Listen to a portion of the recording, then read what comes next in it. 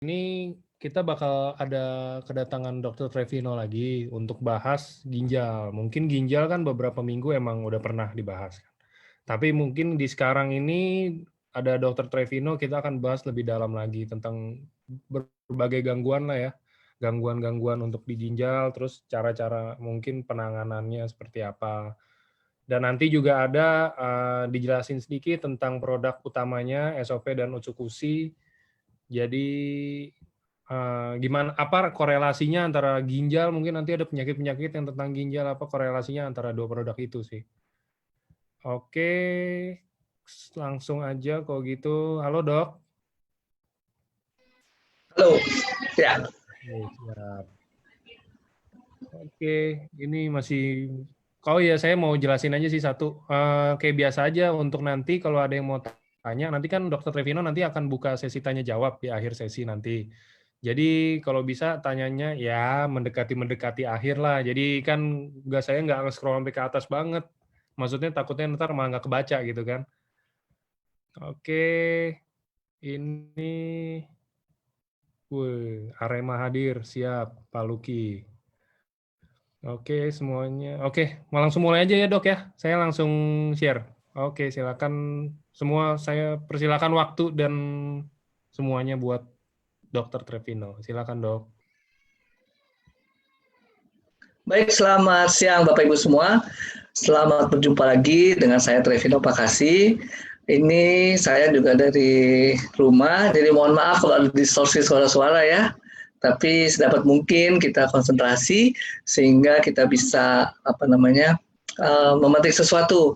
Saya senang selalu kalau ketemu dengan Bapak Ibu karena partisipannya biasanya cukup banyak juga, dan ini juga sebenarnya waktu-waktu yang sulit ya karena jam tidur hari Sabtu, tapi Bapak Ibu tetap bisa hadir dan bisa mengikuti acara ini. Oke, tadi sudah sempat sedikit diperkenalkan ya, bahwa saya akan bawakan topik mengenai ginjal. Tapi sebelum masuk lebih jauh, saya ingin cerita sedikit dulu tentang diri saya sendiri. Jadi saya selain bekerja di AFC ini sebagai medical expert, saya juga sehari-hari berpraktek sebagai dokter praktik umum atau dokter keluarga dan mengajar juga di UI. Jadi kami di kedokteran keluarga, kami juga sangat mengutamakan holistic care. Di dalam holistic care itu sebenarnya yang kami usung adalah bagaimana seseorang itu bisa sehat dan tetap sehat atau dari sakit menjadi sembuh, karena banyak hal, selalu ada banyak faktor. Jadi tidak semua bergantung di kedokteran barat. Belief orang, happiness, dan juga banyak temuan-temuan dari kedokteran timur juga sebenarnya bisa mendukung terjadinya proses penyembuhan. Karena itu memang saya bergabung di sini lebih banyak juga karena saya melihat ada sainsnya ya. Kalau Bapak Ibu tahu AFC Life Science ya, ada sains kehidupan di dalamnya, dan dari mana saya juga bisa mendorong pasien-pasien yang sering chatting setelah menggunakan SOP atau Utsukushi, mendorong mereka untuk juga meningkatkan ya, kesembuhan, imunitas dan sebagainya. Dari produk ini bukan berarti karena produk ini dibuktikan secara Western medicine, tetapi ada juga kemampuan-kemampuan lain di luar dari fungsi obat dan sebagainya. Baik, pada hari ini saya diminta oleh Pak Niko untuk membawakan topik mengenai ginjal. Lanjut. Next. Ya. Nah, umumnya yang paling berbahaya atau paling kita hindari yaitu penyakit gagal ginjal kronis karena bisa menimbulkan kematian. Jadi data itu kalau di Indonesia dari riset kesehatannya Kementerian Kesehatan tahun 2018 ditemukan 3,8%. Berarti kalau ada 100 orang berkumpul, kira-kira 4 orang itu gagal ginjal kronis ya, atau sakit ginjal yang kronis. Kalau dari 500 orang, berarti ya sekitar 20 orang nih di antara kita barangkali ya. Tapi mudah-mudahan kita semua adalah yang sehat. Lanjut, next. Nah ini gambarnya ya, riset yang dibuat oleh pemerintah, 3,8%. Jadi kalau Bapak Ibu lihat itu ada dot warna merah, 3,8, itu adalah temuan tahun 2018. Tapi kalau yang warna biru itu adalah temuan yang 2013. Nah ini kalau kita lihat yang paling tinggi ya 3,8, maaf ini per mil ya, tadi per persen. Saya juga agak confused ini ya, per mil atau per ini karena data teksnya bilang persen ya, tapi mungkin per mil lebih tepat. Nah kalau kita lihat di sini kita ada di Jakarta misalnya, di Jakarta itu mana ya Jakarta? Kok nggak ada gambarnya nih? Yang paling tinggi nih ya dari Kalimantan Utara ya. Kemudian DKI. DKI ini masih lumayan rendah ya, di bawah angka nasional. Jadi ini adalah jumlah atau persentase atau per mil ya orang yang mengalami gagal ginjal kronis ya 3,8 per 1.000 orang ya. Berarti kalau ada 500 sekarang 2 orang ya yang mengalami gagal ginjal kronis. Lanjut. Nah ini dia, ini angka. Kalau yang ditanya ya pernah cuci darah apa tidak, ternyata dari responden itu ada 19,3% nih pernah cuci darah ya, yang berumur di atas 15 tahun, pernah didiagnosis gagal ginjal dan pernah cuci darah. Itu hampir 20% ya, seperlimanya, jadi cukup besar ya. Tapi juga mungkin terbatas orang itu mengerti sekali apa tidak ya tentang menjawab, dan itu paling tinggi di DKI. Siapa mereka? Lanjut, next. Mereka ini kebanyakan berusia nih, Bapak Ibu lihat ya, bar yang paling tinggi 65 sampai 74 tahun. Lalu diikuti usia 55 sampai 64 tahun. Kemudian turun lagi 45 sampai 54 tahun. Jadi yang paling tinggi memang usia-usia lansia ini, 65 tahun ke atas. Tapi masih ada juga yang umur 15 sampai 24 tahun ternyata mengalami gagal ginjal ya, per mil nih ya, 1,33 per mil. Lalu antara laki dan perempuan lebih banyak laki-laki, kemudian antara kota sama desa tidak ada bedanya. Mungkin karena pajanannya ya, penyakit-penyakit banyak dialami oleh laki-laki dibandingkan dengan perempuan yang membuat ke masalah ginjal. Lanjut, next. Nah, kebanyakan ya ini ya Anda lihat di sini antara yang belum pernah sekolah, tidak tamat ya SD atau tamat SD itu justru yang paling banyak mengalami penyakit ginjal kronis ya. Lalu di tengah-tengah nih yang SMP SMA turun, kemudian yang perguruan tinggi ya, tamat perguruan tinggi. Tapi paling banyak memang mereka yang tidak sekolah nih ya sampai tamat SD. Nah ini mungkin berhubungan ya dengan karakteristik dari kelompok masyarakat yang pendidikannya kurang, kadang-kadang berhubungan juga dengan tingkat pendapatan ya, sehingga kemudian dampaknya ke pola makan, pola hidup dan sebagainya, sehingga mereka lebih beresiko. Jadi bayangkan ya, udah kurang penghasilan, kurang pendidikan, sakitnya sakit cuci darah, itu nggak enak banget ya. Kemudian ini juga bisa kita lihat di sini, paling banyak orang yang tidak bekerja, kemudian petani buruh ya, diikuti PNS ya, terus nelayan ya, turun ya. Dan ini mungkin juga berkaitan dengan, jadi tingkat pendidikan biasanya berkaitan dengan pekerjaan dan kemampuan finansial seseorang untuk melakukan macam-macam ya. Artinya kalau sakit ya bisa ditreatment sebelum menjadi parah menuju gagal ginjal kronis. Next.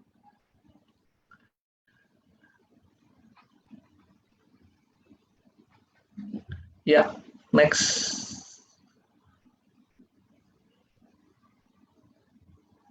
Oke, sebentar dok. Iya.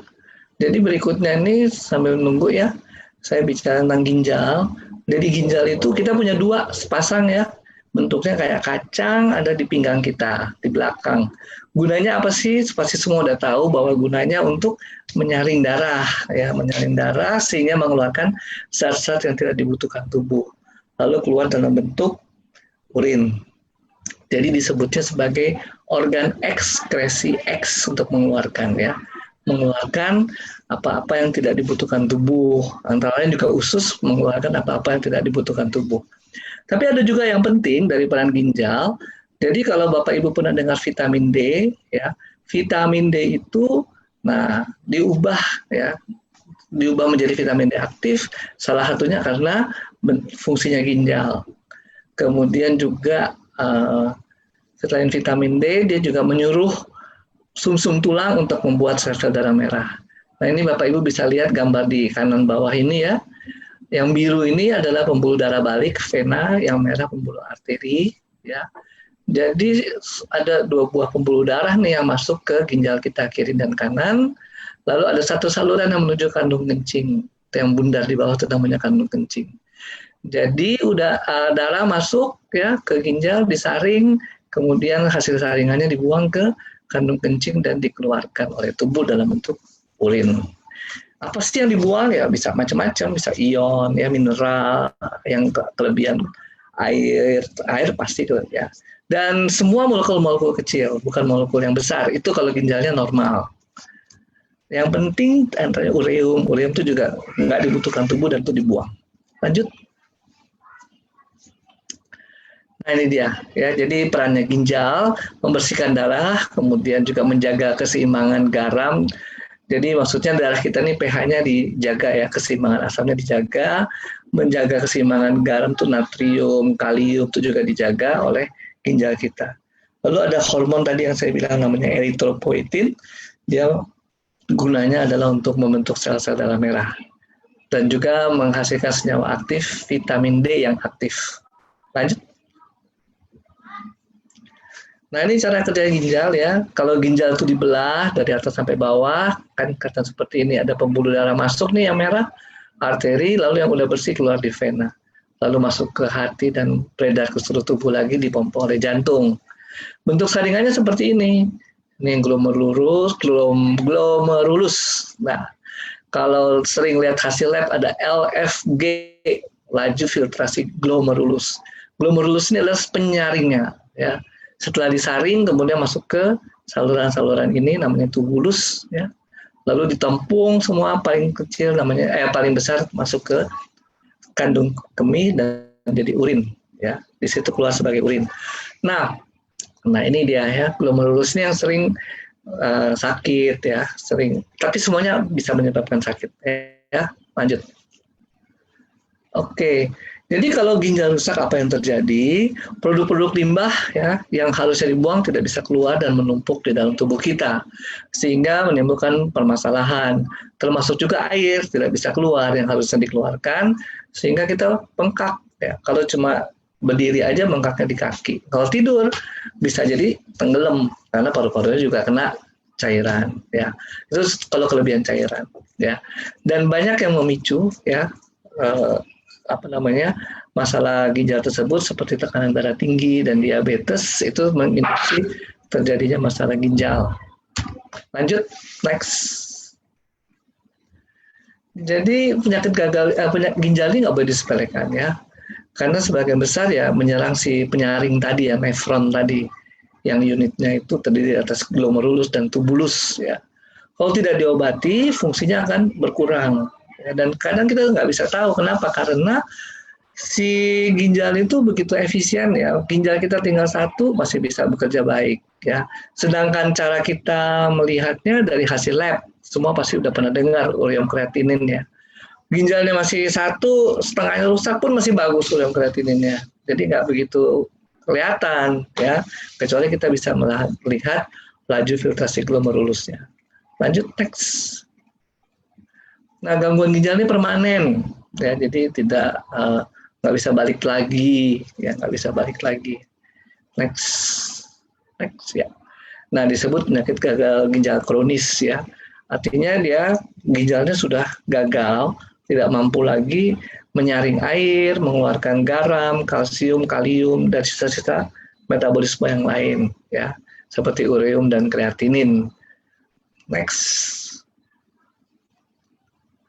Gejalanya bisa macam-macam, jadi sakit perut, mual, muntah, ya, sering hilangnya nafsu makan, kemudian juga akhirnya gangguan tidur, perasaan lemah. Lemah ini juga disebabkan karena fungsi untuk menyuruh membentuk sel-sel darah merah bisa menurun karena ginjalnya sudah rusak. Ya. Kalau cairannya menumpuk, ya sakit dada, sesak napas, ya, dan kemudian karena ureum atau racun yang nggak bisa keluar, kulit gatal-gatal, ya, kemudian juga bisa macam-macam. Jadi pengaruhnya bisa ke seluruh tubuh, karena seluruh tubuh itu punya hasil metabolisme yang seharusnya dibuang oleh ginjal. Karena nggak bisa kebuang ya balik lagi, ya, membuat suatu masalah di seluruh tubuh yang lainnya. Lanjut, next. Ya, ini faktor penyebab tadi sudah disebutkan, ada diabetes, tekanan darah tinggi, ya, ada glomerulonefritis, itu radang pada penyaringnya tadi, glomerulus, ya, glomerulus. Ya. Kemudian bisa karena gangguan ginjal polikistik, jadi ada banyak kista di ginjalnya. Kemudian juga kalau ada sumbatan di saluran kemih berkepanjangan, rusak ginjalnya juga, ya. Sumbatan itu bisa menyebabkan reflux itu jadi cairannya balik lagi, yang harusnya keluar ke urin balik lagi ke ginjal, dan itu membuat retensi, artinya ginjalnya makin besar, ya, menjadi infeksi, bisa juga infeksi, dan itu merusak jaringan yang namanya nefron tadi, unit penyaring ginjal, penyaring darah tersebut. Ya. Juga penggunaan obat-obatan bisa merusak ginjal dan menjadi penyakit gagal ginjal kronis. Next. Nah, apa nih masalahnya kita sekarang, ya? Kita yang hadir sekarang, juga mungkin teman-teman Bapak Ibu di luar sana atau yang ada di Facebook, ya. Apakah kita termasuk kelompok yang berisiko untuk mengalami gagal ginjal kronis? Kalau memang kita di dalam kelompok itu, bagaimana kita bisa mencegahnya? Karena nggak enak, yakin ya nggak enak. Meskipun Bapak Ibu punya BPJS, kemudian hemodialisa itu dibayar oleh BPJS, tetap yang namanya hemodialisa nggak enak, ya. Kita mesti berjam-jam tidur, ya, dan kita nggak bisa ngapa-ngapain. Kalau kita pergi, darah kita nggak dicuci, ya out kita, ya. Dan mau sampai kapan, ya, orang cuci darah terus, oke? Jadi itu permasalahan kita satu, ya. Apakah kita termasuk yang berisiko? Kalau kita bisa berisiko, kita masuk yang berisiko, apa yang harus kita lakukan untuk mencegah? Ya. Atau di tempat lain, sisi lain, mungkin kita sudah ada sebagian yang termasuk yang sudah sakit ginjal. Nah, gimana supaya mungkin tidak menjadi gagal ginjal kronis? Ya, yang 1-2 orang yang masih sehat tapi berisiko. Yang ketiga orangnya sudah sakit tapi jangan sampai progres. Next. Itu permasalahan kita. Nah, oke. Sekarang kita mulai dengan penyakit-penyakit apa yang bisa membawa ke penyakit gagal ginjal tadi. Ya, next. Nah, ini infeksi. Infeksi itu bisa di mana aja, ya. Memang di sini disebutkan bakteri, paling sering bakteri, paling banyak juga terjadi pada perempuan karena bakteri lebih bisa naik, ya, ke saluran kemih perempuan, uretra, itu karena pendek, ya, dibandingkan laki-laki punya lebih panjang. Jadi bakteri lebih gampang menginfeksi kandung kemih wanita daripada kandung kemih laki-laki. Lalu dari situ si bakteri bisa menyebar lagi kalau ada cairan, reflux dan sebagainya. Tapi bakteri pun bisa menyebar dari darah, ya. Dan yang juga lagi seru-serunya sekarang COVID-19, ya. Katanya juga ada fase di mana virus masuk di dalam darah dan bisa menyerang organ-organ tubuh. Itu infeksi. Lanjut, next. Ya, macam-macam ciri-cirinya. Jadi ada yang darah keluar kalau emang ada perdarahan, ya. Kemudian bisa bentuknya jadi kotor, keruh, ya, kadang ada baunya. Yang pasti juga mungkin dia merasa tidak nyaman atau rasa sakit, ya, di daerah ginjal. Kalau kita mengalami infeksi, umumnya kita akan merasa demam, ya. Kemudian ya menggigil. Jadi itu gejala umum lah. Ya, nggak ada yang spesifik sebenarnya. Tapi kita bisa memikirkan ke arah ginjal karena dari misalnya keluhan di saat berkemih dan sebagainya. Next. Nah, kenapa nih seseorang bisa berisiko?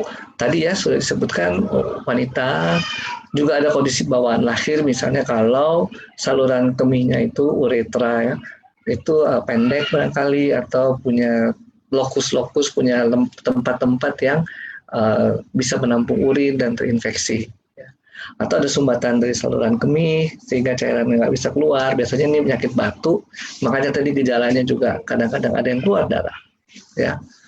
Nah, ini adalah faktor-faktor risiko, termasuk di dalamnya adalah kekebalan tubuh yang menurun, karena itu berarti dia mudah terinfeksi, atau sakit prostatnya, ya, itu juga menambah retensi, ya, artinya cairan urin bisa berkumpul, ya. Oke, termasuk pemakaian kateter jangka panjang pun bisa beresiko timbul atau namanya penyakit infeksi pada ginjal dan saluran kemih. Lanjut, next. Ya, kalau lebih parah lagi bisa jadi abses. Jadi abses itu bisul ya, bisul yang apa namanya? Bisul pada ginjal. Oke, maaf ada distorsi. Ya, oke. Nah, abses ini juga sama terdiri dari infeksi dan kemudian menimbulkan lubang ya, rongga seperti kita bisul lah ya. Dan itu terjadinya di dalam ginjal. Next. Nah, itu juga gejalanya sama, gejala-gejala infeksi ya. Dan kalau lama bisa terjadi penurunan berat badan dan merasa tidak nyaman. Jadi sebenarnya infeksi ya hampir semua sama ya. Gejala-gejalanya ada demam lah, tidak nafsu makan. Kemudian tergantung lokasinya. Kalau lokasinya di saluran kemih ya berkemihnya sakit atau nyerinya di sekitar situ ya. Itu semua adalah infeksi ya. Next. Kemudian sama nih ya penyebabnya bisa karena abses ya, ada infeksi dari jamur ya. Oke, next. Nah, kemudian kita bicara penyakit berikutnya tadi infeksi, yang kedua batu ginjal ya. Jadi batu ginjal ini adalah endapan keras ya, endapan dari apa yang disaring oleh ginjal, kemudian dia endapan itu membentuk batu ya, karena dia peristiwa-peristiwa metabolisme di dalam ginjal tersebut sehingga dia mengendap dan menimbulkan batu. Bisa bermacam-macam ukurannya, bentuknya juga bermacam-macam ya, bahan dasarnya pun bermacam-macam. Tapi intinya ada batu dan batu itu bisa menyebabkan iritasi ya atau luka ya kalau dia lewat di saluran kemih atau bahkan kalau nggak ya nyumbat ya, apalagi kalau dia cukup besar sehingga kemudian menghambat aliran urin, dia nyumbat di situ. Itu juga bisa terjadi pada orang yang mengalami batu ginjal. Next. Nah, sama gejalanya juga sakit pinggang ya. Kemudian bisa juga menjalar sampai ke paha, selangkangan ya. Kemudian yang cukup mengarahkan ke arah diagnosis kalau kita ketemu darah. Tapi darah itu kadang-kadang nggak kelihatan ya kalau sangat sedikit. Ketika masuk di dalam cairan urin, darah tersebut ya udah hanya mewarnai tapi sedikit saja kalau dia cuma sedikit ya darahnya. Kembali lagi orang juga bisa merasa nyeri dan kemudian mual dan muntah-muntah.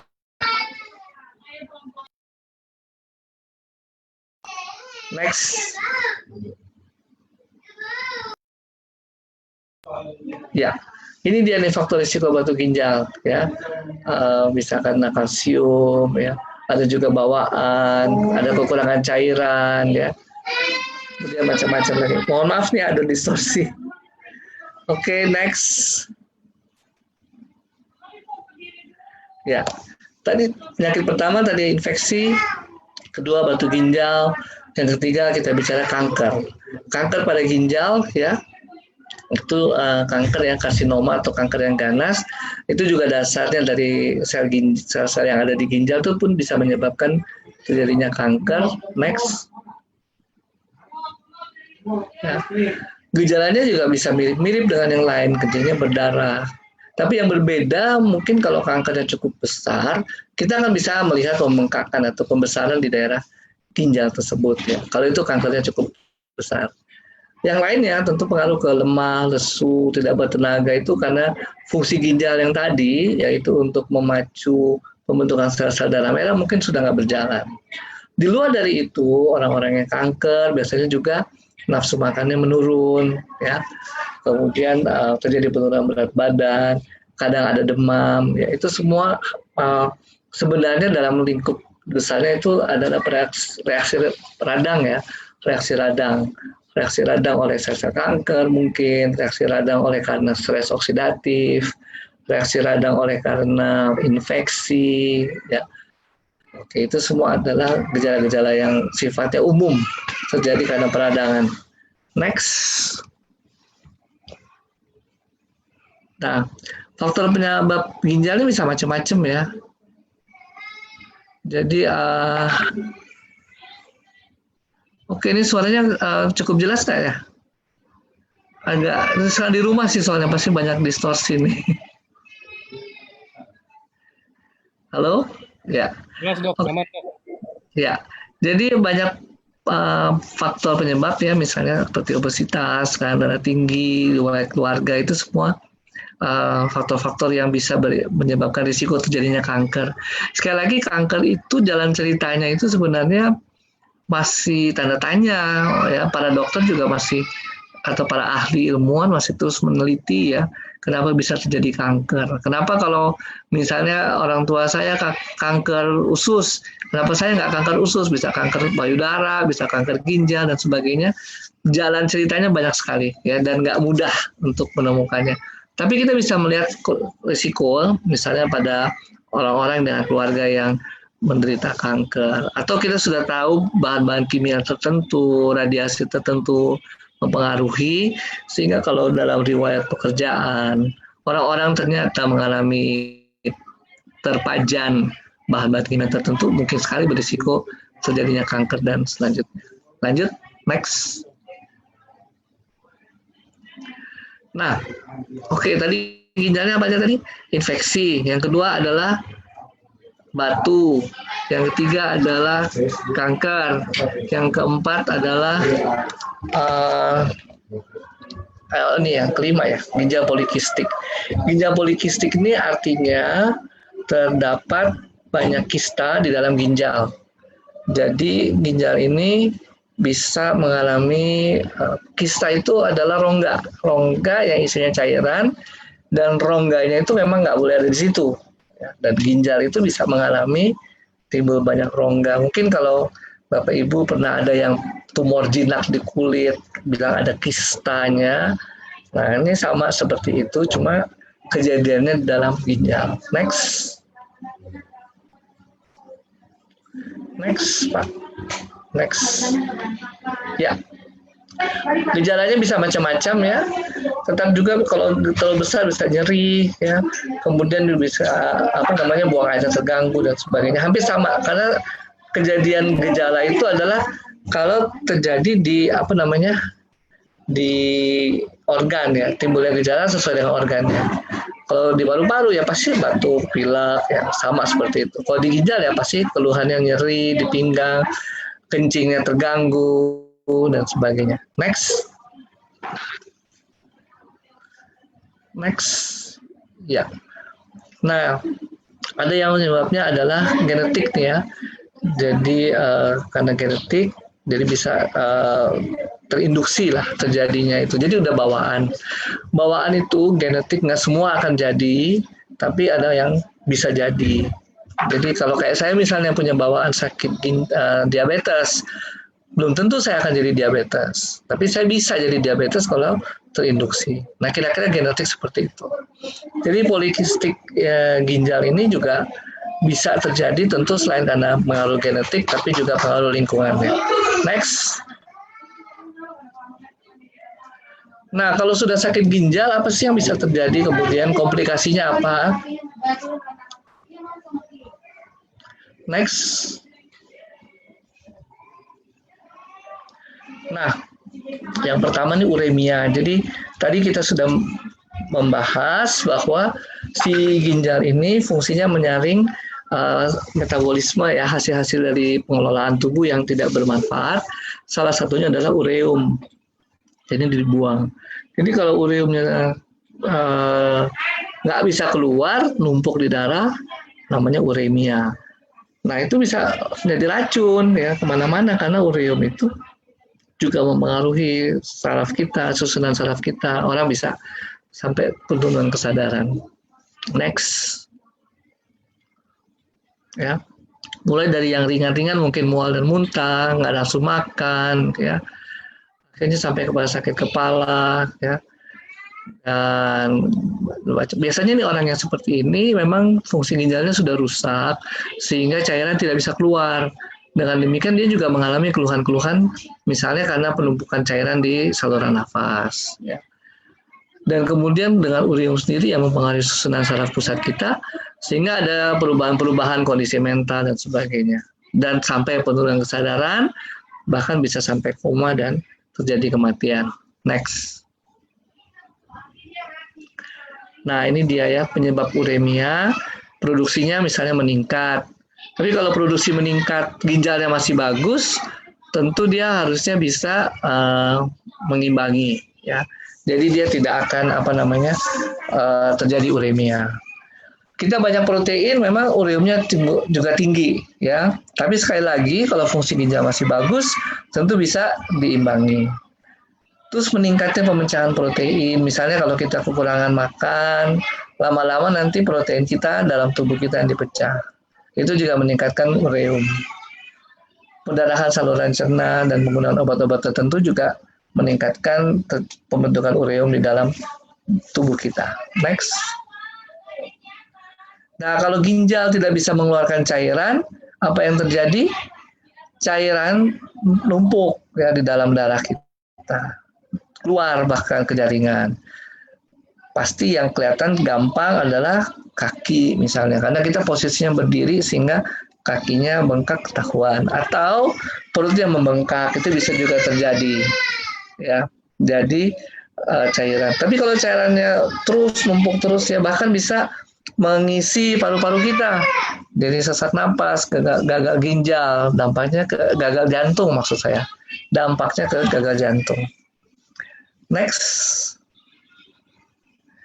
Nah, kemudian juga darah tidak bisa disaring ya. Tadi ada ion mineral ya, termasuk kalium bisa meningkat dalam darah, dan dampaknya juga ke jantung, dampaknya ke aliran listrik di dalam sel-sel kita ya. Kalau kalium dan natriumnya meningkat. Next, lanjut. Nah, ini ya. Penyakit jantung, jadi dampaknya juga bisa ke jantung. Jadi gini, cairan volumenya sudah tertentu di dalam darah kita. Juga kebutuhan natrium, kebutuhan kalium, itu semua tertentu ya. Siapa yang mengatur? Salah satunya ginjal. Ginjal akan mengeluarkan itu semua ya. Kalau ginjal kemudian tidak berfungsi baik, cairannya bertumpuk di dalam darah, akibatnya apa nih? Jantung jadi terlalu berat bebannya, sehingga berdampak ke kardiovaskular. Ya, penyakit kardiovaskular. Oke, nah jantung kita bebannya terlalu meningkat, terjadilah gagal jantung tadi, ya. Kemudian bisa menumpuk juga di paru-paru kita, sehingga sesak napas. Oke, next. Nah ini dia ya penyakit jantung. Next. Kemudian tadi anemia. Jadi salah satu fungsi ginjal adalah dia menyuruh sumsum tulang untuk membentuk sel-sel darah merah. Ada hormon yang namanya eritropoietin. Nah, eritropoietin itu kalau menurun, tentu komando buat sumsum tulang memproduksi sel-sel darah akan menurun juga. Sehingga kemudian secara umum terjadi anemia. Bapak Ibu akan sering menemukan, mungkin ada saudara atau teman-teman, mereka yang gagal ginjal kronis dan kemudian tidak berfungsi baik ya ginjalnya, kebanyakan juga terjadi anemia ya. Anemia karena gagal ginjal bisa lebih turun ya ininya jumlah Hb-nya. Lanjut, next. Nah ini yang lain ya, gairah seks bisa berkurang, yaitu karena rangkaian dari pengaruh hasil metabolisme yang tidak bisa dikeluarkan oleh tubuh kita. Next. Terakhir juga timbul kerusakan dari sistem saraf pusat kita ya, karena metabolit yang tidak bisa dikeluarkan tadi menumpuk menyebar melalui darah ya ke seluruh jaringan termasuk di otak ya. Orang yang mengalami uremia kemudian terlalu lama-lama juga akan jadi koma karena fungsi dari otaknya terganggu. Next. Kemudian juga terjadi respon kekebalan tubuh yang menurun. Next. Juga ke jantung, terjadinya radang ya di sekitar jaringan jantung. Next, perikarditis. Ya, bisa berkomplikasi juga kehamilan. Jadi orang yang sakit ginjal kemudian hamil ini berbahaya ya, karena bisa memperberat ya, memperberat sakit ginjalnya. Next. Nah, oke. Jadi tadi dari awal ya, saya menerangkan sedikit tentang ginjal dan kerja ginjalnya. Kemudian yang kita hindari itu adalah gagal ginjal kronis. Karena dengan gagal ginjal kronis kita harus cuci darah selama-lamanya sampai kita ya, kalau kita nggak mau cuci darah lagi kita meninggal. Katakan seperti itu. Lalu apa sih yang menyebabkan gagal ginjal kronis? Secara umum ya, yang paling sering itu hipertensi dan diabetes. Tapi juga ada penyakit-penyakit yang langsung mengenai ginjal yang kemudian merusak jaringan ginjal. Misalnya radang, ya, infeksi, kemudian timbulnya batu, ada kanker pada ginjal, ya, ada kista pada ginjal. Itu semua adalah yang merusak jaringan ginjal yang fungsinya menyaring darah ya, dan membuang zat-zat yang tidak dibutuhkan tubuh lagi. Nah, apa akibatnya tadi? Kalau ginjalnya sudah rusak, urea meningkat di dalam darah, yang berpengaruh ke otak juga sampai kepada koma dan fatal.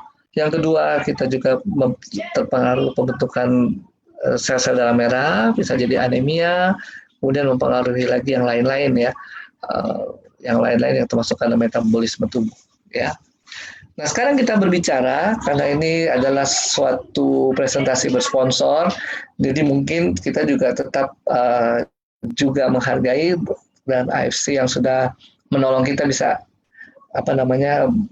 bertemu pada siang hari ini ya. Jadi kita sudah tahu bersama AFC Asayama Family Club ini mengeluarkan 2 produk ya, SOP 100 plus ya. Jadi kalau Anda tahu isinya adalah peptide, ya, salmon ovary peptide. Peptide itu adalah protein kecil. Dan ini sering ditanya nih, karena pada orang yang sakit gagal ginjal, kan sering dihindari ya protein. Lanjut, next. Oke, jadi tadi kita sudah pelajari bahwa komplikasi dari sakit gagal ginjal ini adalah imunitas juga bisa menurun, sehingga dengan SOP 100 ini imunitas ditingkatkan kembali ya, dengan cara regenerasi sel yang memperbaiki juga sel-sel ginjal dan sel-sel di sumsum tulang. Nah, itu adalah salah satu fungsinya. Next. Kemudian SOP 100 plus ini mempunyai paten nomor 2, yaitu memperbaiki sirkulasi darah. Jadi yang kita ketahui bahwa memang pembuluh darah itu bisa mengalami kerusakan-kerusakan, antara lain seperti aterosklerosis, jadi pembentukan lemak ya, atau zat-zat keping darah, trombosis berkumpul ya, beragregasi, itu juga menyumbat. Nah, si SOP 100 ini mempunyai paten untuk memperbaiki sirkulasi darah. Nah, sirkulasi darah salah satunya juga mempengaruhi ginjal. Itu juga mempengaruhi laju filtrasi dari glomerulus kita, ya, glomerulus kita. Sehingga kemudian kalau itu terganggu dan bisa menyebabkan gangguan ginjal, ya, dan ketika SOP 100 ini kita konsumsi, nah itu bisa membersihkan atau membantu supaya sirkulasi mikro, sirkulasi kecil di dalam ginjal bisa diperbaiki. Lanjut, next. Nah, produk kedua juga yang sudah di-launching dari tahun lalu adalah Utsukushi. Ya, Utsukushi ini menarik, next, karena ya, dia ini dari DNA, DNA salmon. Kalau tadi peptida itu protein kecil. Dua-duanya bukan obat, dua-duanya adalah nutrisi. Kalau SOP kita usung adalah regenerasi sel, ya, dia menginduksi regenerasi sel. Nah, regenerasi sel berarti sel memperbanyak diri. Memperbanyak diri dengan cara membelah diri, ya. Tentu kalau dia memperbanyak diri, membelah diri perlu bahan dasar yang lain, perlu asam amino, perlu juga DNA. Makanya sering kalau saya ada yang bertanya, tentu saya menganjurkan dari 2 komposisi itu harus selalu bersama-samaan, SOP maupun Utsukushi, ya. Karena tidak mungkin kita bisa memaksa sel kita membelah diri tanpa kita menyediakan bahan bakunya, ya. Dan usus-kusi ini selain salmon DNA, ada 11 ingredient aktif lainnya. Next. Nah, ini yang terkenal ya adalah fukoidan. Fukoidan dari tanaman atau dari tumbuhan yang namanya Takara kombu. Fukoidan itu adalah polisakarida. Polisakarida artinya gula-gula kecil yang berkumpul jadi besar.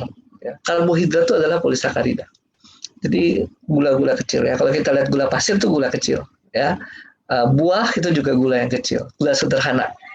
Mereka bisa berkumpul jadi besar, namanya polisakarida. Salah satu polisakarida yang punya efek terapeutik, ya meskipun kita nggak bilang obat, tapi punya efek membantu terapi, namanya fukoidan. Fukoidan itu banyak yang produksi, tumbuhan manapun banyak yang produksi, tapi yang diambil di sini adalah dari seaweed. Seaweed itu adalah ganggang, ya, rumput laut yang disebut dengan nama Takara kombu. Hidupnya di Laut Utara Jepang, Laut Utara Hokkaido. Si Takara kombu ini, ya, kalau Bapak Ibu iseng aja browsing di tempatnya kedokteran, di jurnal-jurnal kedokteran, sudah banyak yang mengulas ya, efek-efeknya. Antara lain punya efek anti-tumor activity, kemudian anti-influenza activity, anti-thrombotic activity, tissue regenerative activity, lalu inhibitory activity against Helicobacter pylori infection. Yang pertama nih anti-tumor activity. Kalau ginjal kita rusak karena cancer, ya sebenarnya dengan pemberian si usus-kusi ini tentu akan membantu mengurangi ya kerusakan oleh cancer tersebut. Tapi tentu saja kecepatan si usus-kusi ini dibandingkan dengan cancer ya katakan nggak equal ya, karena si cancer udah start duluan 10 tahun mungkin, sehingga ketika ketemu terdiagnosis cancernya udah gede ya. Sementara pada saat kita baru ketahuan cancer, usus-kusi yang diberikan akhirnya nggak equal nih startnya, jadi ketinggalan, sehingga seharusnya cancer pun harus segera ditanggulangi dengan cara yang sudah diajarkan oleh Western medicine ya. Dan si usus-kusi ini menjadi ajuvan ya. Oke, itu untuk sifat anti-tumor activity dari Takara kombu fukoidan. Ada efek namanya anti-influenza activity, nanti saya jelaskan di belakang. Lalu ada tissue regenerative activity, ya. Kemudian yang Helicobacter ini tidak terlalu relevan dengan pembahasan kita ginjal. Nah, ada anti-thrombotic activity. Ini sesuatu yang penting, ya. Trombotik, ya, trombus itu adalah kumpulan dari sel-sel keping darah, ya. Kemudian semua berkumpul, menyumbat, ya. Dengan aktivitas anti-trombotik, aktivitas mengurangi terjadinya pengumpulan dari si keping-keping darah yang menyumbat darah, tentu ini sangat membantu untuk memperbaiki peredaran darah. Memperbaiki peredaran darah. Jadi kan kalau udah seperti ini nih, ya, kadang-kadang kita udah nggak tahu, kita nggak bisa menyadarinya. Terjadi trombus. Trombus itu adalah penyumbatan dari saluran pembuluh darah oleh si trombosit tadi, ya. Bisa terjadi di mana-mana di seluruh tubuh kita dan kita nggak tahu di mana terjadinya dan tidak terasa juga. Kenapa tidak terasa? Karena tidak terjadi kerusakan jaringan yang menginduksi saraf. Kalau menginduksi saraf baru kita tahu, oh sakit nih, nggak enak. Nah, itu baru kerasa. Tapi kalau nggak kena saraf, ya kita nggak tahu apa-apa. Dan itu dari sekian ribu kilometer pembuluh darah kita, di mana ada trombus ya nggak ada yang tahu ya di mana. Bisa aja di otak, bisa di jantung, itu yang besar-besar ya, yang penting untuk kehidupan. Nah, jadi penting ternyata setelah kita mempelajari persis ya fukoidan ini, kalau kita berikan ya itu membantu memberikan efek antitrombotik ya di seluruh pembuluh darah kita. Lanjut, next. Nah, ini dia. Ya, jadi kalau Anda lihat di sini, ini pembuluh darah. Kalau terjadi trombus, terjadi penyempitan. Penyempitan ini yang membuat tekanan naik. Ya, seperti sama kalau kita pernah nyiram tanaman dengan selang, ya. Kalau selangnya kita persempit, ujungnya tekanannya akan naik, ya, lebih tinggi. Kira-kira sama seperti itu mekanismenya dengan adanya trombus. Sehingga kemudian orang yang mengalami trombus, ya, akan terjadi sakit hipertensi, ya. Dan kalau trombus yang terjadi di ginjal, double deh hipertensinya. Ya, selain karena trombusnya juga karena ginjalnya. Next. Nah, sifat dari usukusi lain yaitu juga dari Takara Kombu tadi ya, punya aktivitas regenerasi sel atau jaringan ya. Kalau yang SOP melalui mekanisme IGF, insulin-like growth factor. Nah, kalau yang usukusi melalui aktivitas HGF, hepatocellular growth factor. Karena dia dibuktikan mempunyai efek ini, ya. Nanti kalau Bapak Ibu mempelajari juga boleh tanya saya sama Niko bahannya ya. Jadi ada yang penelitian pada laboratorium, ada penelitian dilakukan di orang, ya. Nah, penelitiannya meskipun di laboratorium, tapi sudah cukup memberikan suatu efek ya atau suatu bukti ya bahwa ini memperbaiki banyak ya. Jadi si fucoidan ini dari Takara Kombu memperbaiki jaringan tisu ya dengan mengeluarkan HGF tadi ini. HGF ini bisa berfungsi di mana saja. Ternyata bisa berfungsi di kidney ya. Kidney, lung, kemudian blood vessel, jadi pembuluh darah, kulit dan lain-lain ya.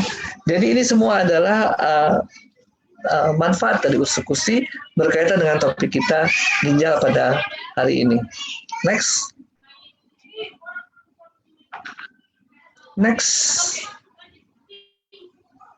Ya, mundur ke belakang satu. Ya, oke. Nah, saya secara khusus mau membahas COVID-19 ya. COVID-19 ini penyakit yang disebabkan oleh SARS-CoV-2 nama virusnya. Ini sebenarnya juga kita masih belum tahu ya, virus ini terlalu banyak ya publikasi yang dalam waktu sempit ini. Dan ada yang sifatnya hanya laporan kasus, ada yang sifatnya penelitian, dan segitu banyak ya. Tapi orang mencurigai memang si virus ini bisa masuk ya sampai ke dalam darah ya. Kenapa? Jadi infeksi ini ya, infeksi akut ya, masuk saluran nafas.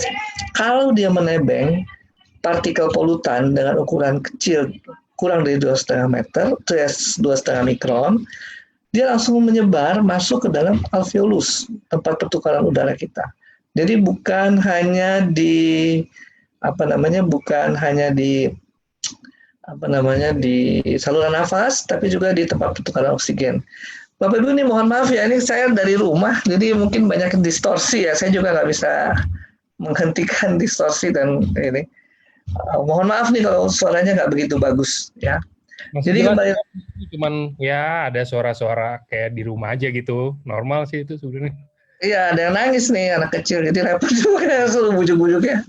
Nggak apa-apa, masih jelas kok.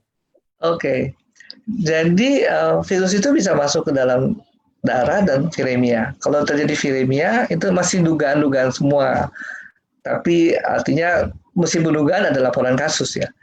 Sehingga kalau dia masuk ke dalam darah, yang menyerang seluruh organ tubuh semua bisa berisiko termasuk ginjal. Jadi kemudian sering dilaporkan, loh kok ini sakitnya COVID-19 kena di hati, kena di ginjal dan sebagainya. Apa sih yang terjadi ya? Di situ kadang kita juga melihat bahwa ginjal itu menjadi rusak karena terjadinya koagulasi. Itu banyak yang melaporkan seperti itu. Koagulasi itu jadi kayak trombus tadi itu membentuk sumbatan-sumbatan ya. Dan itu menyumbat ya sehingga terjadi gagal ginjal akut. Tapi juga orang yang diabetes pengaruh juga ke ginjalnya ya kalau dia kena COVID-19. Nah, jadi penting ya buat Bapak Ibu yang terutama kelompok berisiko atau bahkan sudah sakit diabetes, hipertensi dalam era COVID-19 ini menjaga imunitas dengan SOP tadi. SOP tadi selain regenerasi sel, jadi sel-sel yang rusak segera diregenerasi, ada antioksidan. Antioksidan itu fungsinya adalah melawan stres oksidatif ya. Stres oksidatif itu stres yang disebabkan karena ya ada peradangan, ada kerusakan jaringan ya, kerusakan yang kemudian menimbulkan rantai ya, rusaknya dari satu sel terus dua sel, pokoknya jadi rangkaiannya jadi makin besar. Stres oksidatif tersebut ya. Dan si SOP ini membantu. Kemudian usukusi juga meningkatkan imunitas melalui mekanisme NK cell, ya, natural killer cell. NK cell ini bagian dari limfosit. Bapak Ibu nggak akan bisa ketemu di dalam pemeriksaan darah, Tapi kalau kita lihat dalam pemeriksaan darah, limfosit, nah limfosit itu teman-temannya adalah NK sel, limfosit T, dan limfosit B. Dan usukusi di dalam penelitian membantu untuk meningkatkan imunitas dari mekanisme NK sel ini. Ya, tadi juga telah kita pelajari bahwa usukusi membantu meningkatkan regenerasi sel dari hepatocellular growth factor (HGF). Next.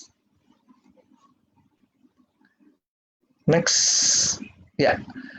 Nah, ini sering ditanya nih kalau udah sakit COVID-19 mau makan apa, mau minum apa, minum ini, minum itu, boleh apa enggak boleh apa enggak ya. Jadi sebenarnya kalau kita mau mengkonsumsi suplemen, kita harus ajarkan sama konsumen kita tujuannya mau ngapain dulu. Ya, namanya juga suplemen. Jadi suplemen menambah dari yang sudah ada. Yang sudah ada apa? Dari makanan kita tentu saja. Ya, mau nambah vitamin, mau nambah mineral, berarti kita beli vitamin, beli mineral. Mau itu produk natural atau produk yang dari pabrik, pokoknya isinya vitamin dan mineral. Mau tambahannya protein atau tambahannya antioksidan atau probiotik atau serat atau asam lemak. Asam lemak contohnya omega 3 ya. Nah, itu semua adalah tujuan dari mengkonsumsi suplemen. Kita menambah sesuatu dari luar karena kita kekurangan ya. Apa nih yang kekurangan misalnya? Kita kekurangan probiotik. Imunitas kita nggak kompeten untuk melawan penyakit karena jarang dilatih. Kita makan probiotik. BAB kita nggak bagus, makan serat. Ya. Atau kita membutuhkan banyak asam amino, tambah protein. Jadi selalu harus ditanya ya, ketika orang mau mengkonsumsi apa sih yang diharapkan. Ya. Lalu masalahnya harus sesuai. Kalau penyakit kita penyakit degeneratif, dikasih SOP atau eksekusi itu sesuai karena proses degenerasi itu ya bisa dilawan dengan antinya, itu regenerasi. Proses degenerasi banyak terjadi karena karena misalnya polusi, ya, terjadi stres oksidatif. Maka kalau kita kasih SOP atau kasih eksekusi itu benar karena ada antioksidan. Ya. Jadi kalau penyakit-penyakit degeneratif tentu kita bisa menyelesaikannya dan dibantu dengan eksekusi maupun SOP. Tadi juga saya sempat singgung kondisi awal dari tiap orang berbeda-beda, nggak semua sama. Jadi kita harus yakin juga bahwa artinya bukan yakin, artinya gini, kita harus yakin bahwa itu membantu, tapi kita juga harus meyakinkan orang bahwa jangan meninggalkan apa yang sudah diberikan oleh dokter sekarang. Kenapa? Karena yang diberikan oleh dokter pada umumnya adalah obat. Obat dengan nutrisi beda. Obat itu langsung menuju sasarannya. Kalau nutrisi, semua seluruh tubuh kita mengkonsumsi. Ya. Lalu yang harus disesuaikan lagi ya, kalau ini penyakit operasi, ya harusnya dioperasi.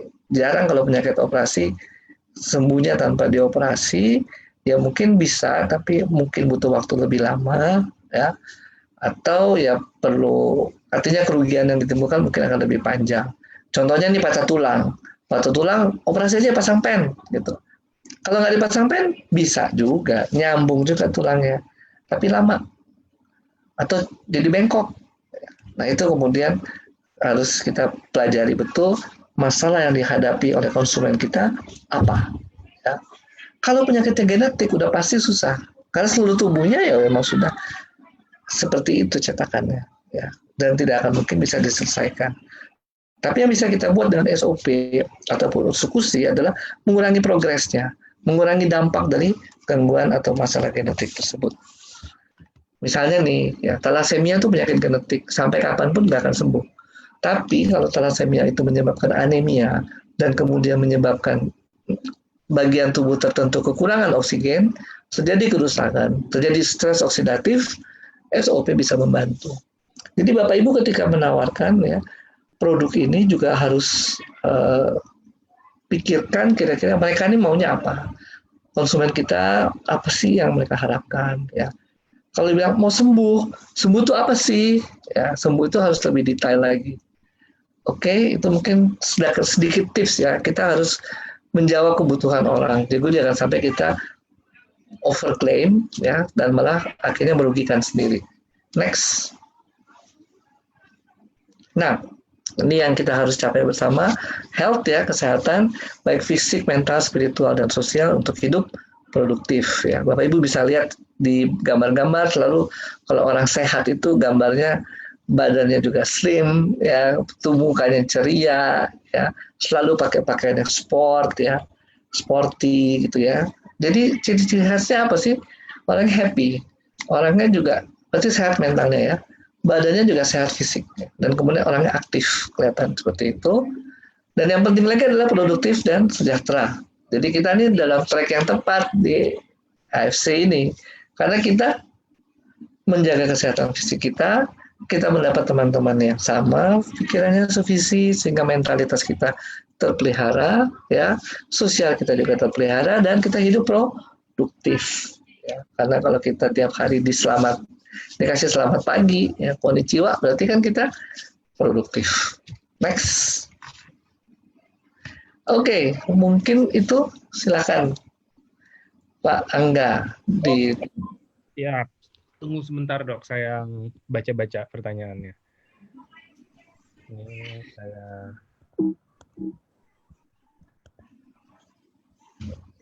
stop share dulu biar dokter mukanya kelihatan. Oke, mulai nih saya scroll pertanyaan. Ini dok, ada yang nanya awalnya itu ada yang punya kreatininnya tinggi, apa bisa tanpa cuci darah dan hanya konsumsi SOP aja? Kalau bisa berapa banyak per harinya dan apakah ada efek samping? Minumnya itu kombinasi atau SOP aja? Oke, jadi kreatinin tinggi ini kan udah kerusakan ginjal atau bukan itu juga ya mesti dilihat. Tapi pastinya sih ada kerusakan ginjal ya karena kreatininnya tinggi. Harusnya kreatinin bisa dikendalikan juga oleh fungsi nefron tadi. Nah, apa namanya penyebabnya apa dulu? Kita juga harus dikasih tahu. Tadi kan ada yang kita apa namanya bahas bersama-sama penyakit dari apa namanya sistem tubuh misalnya seperti hipertensi maupun diabetes atau penyakit yang lokal di ginjal. Itu harus dicari juga. Jadi jangan sampai itu neglected ya.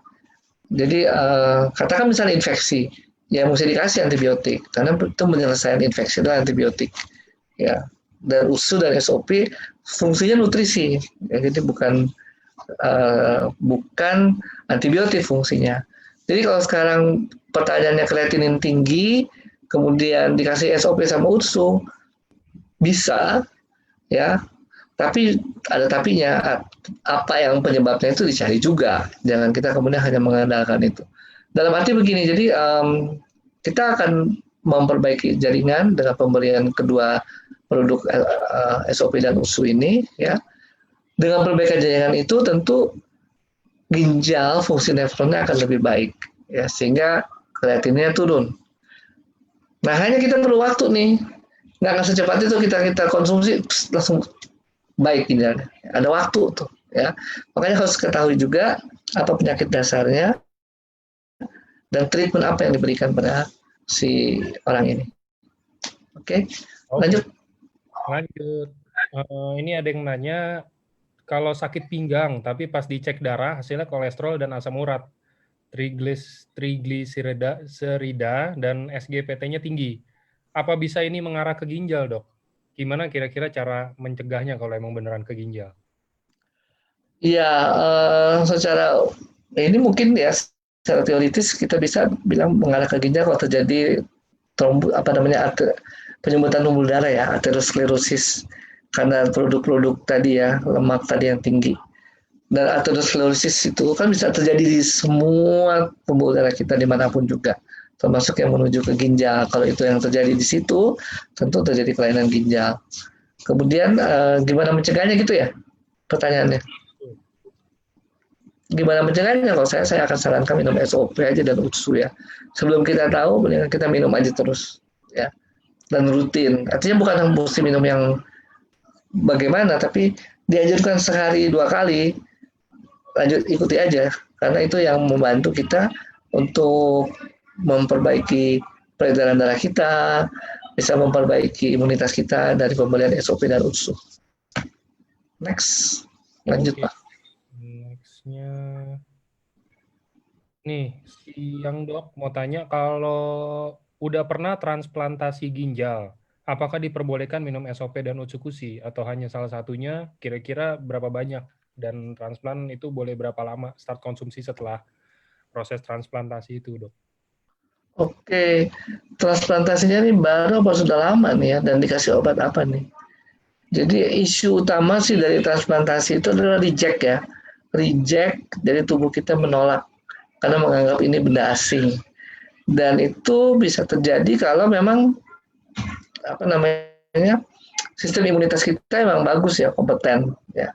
Sehingga mungkin menimbulkan kekhawatiran seandainya kita minum produk-produk AFC ini akan menyebabkan imunitasnya jadi kompeten sehingga bisa melawan benda asing ini ya. Pada dasarnya sih ketika ginjal baru dimasukkan ke dalam tubuh kita, dokter pasti sudah menyesuaikan sesuai mungkin ya antara ginjal yang akan ditanamkan dengan diri kita sendiri. Tujuannya supaya sel imun tubuh kita nggak menganggap ini sebagai benda asing ya. Nah kemudian biasanya akan dikasih obat-obatan untuk menekan sistem imunitas kita ya, sehingga kemudian ya mungkin ada apa namanya efek-efek samping dari penekanan sistem imunitas tersebut.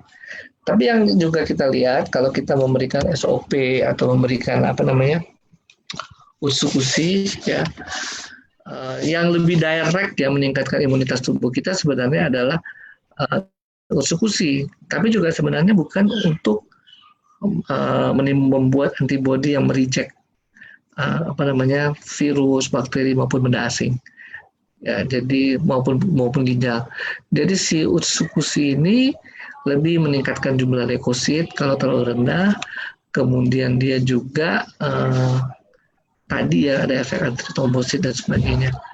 Tapi kalau orang khawatir ya saya sih akan sarankan SOP aja dulu.